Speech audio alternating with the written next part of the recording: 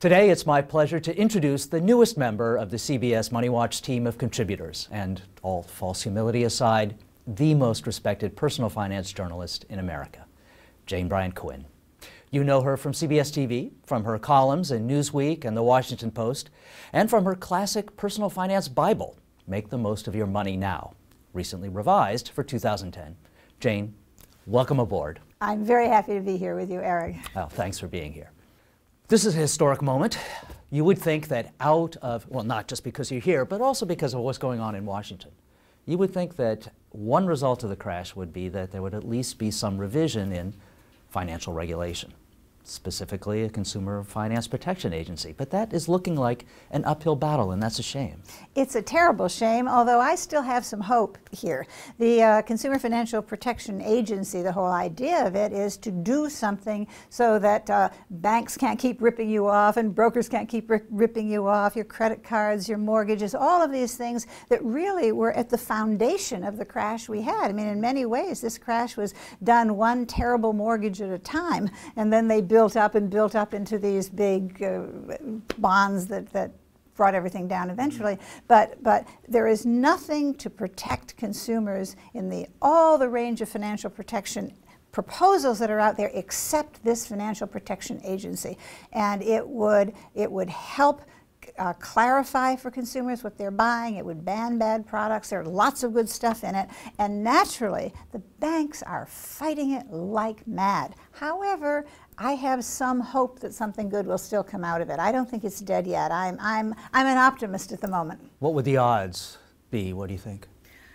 I think the odds are better than even that we will get a financial agency that has some bite. Mm-hmm. It might be located in the Federal Reserve instead of as a standalone agency, but all of the consumer groups are absolutely prepared to stand up and scream if there is any deviation from this, because the truth is it is better to have no new financial agency than it is to have another weak one. Uh-huh. And so the consumer groups will just tear the Senate apart, and they'll tear the president apart too, if in fact this thing doesn't go through. And so I suppose that's my faint ground for hope on this, that it is so important that people understand it. But you know, where are the people, Eric? You know, there's a great saying from President Roosevelt that there was something that he wanted to have happen, but there was opposition in the Senate, and President Roosevelt said, "I agree with you, now you go out and make me do it." And so where are the people who are fighting and saying, we must have this consumer agency?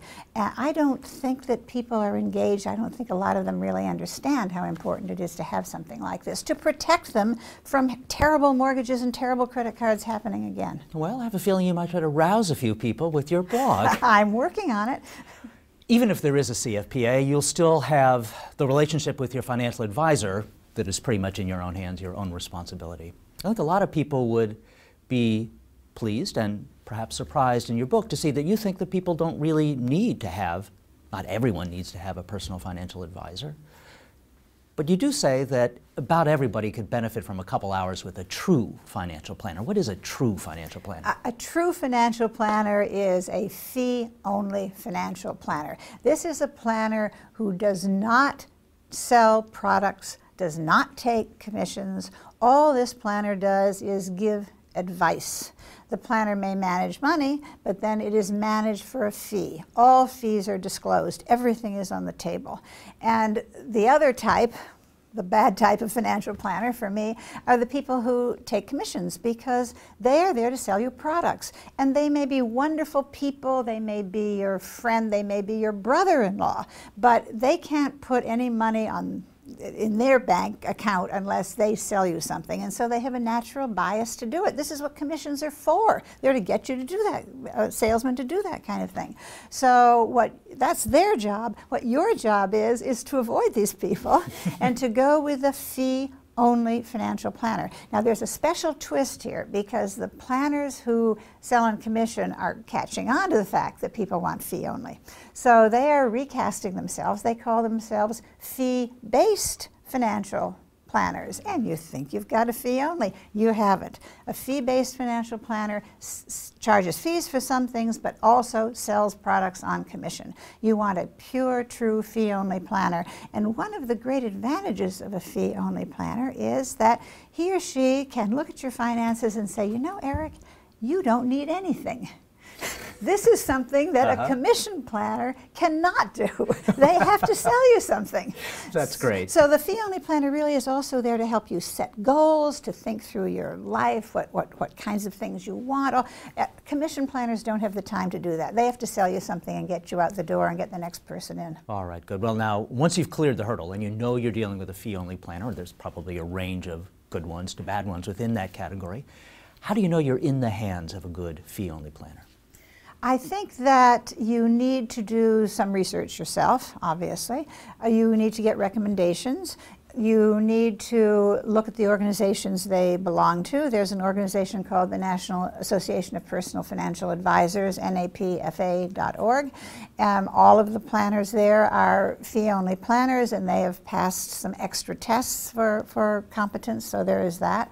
The Garrett Planning Network, GarrettPlanningNetwork.com. Those are fee-only planners that deal primarily with middle-class people, middle-class issues.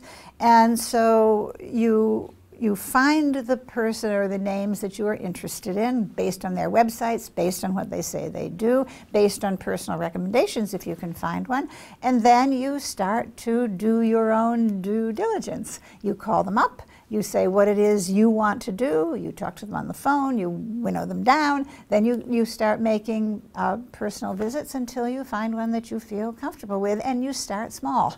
And then you work at it a little and see if you want to do something more with that planner. The first visit is always free. So you sit, you talk about what it is you want. You can sort of size up the planner, ask what the fees are. A fee-only planner will have a list of costs.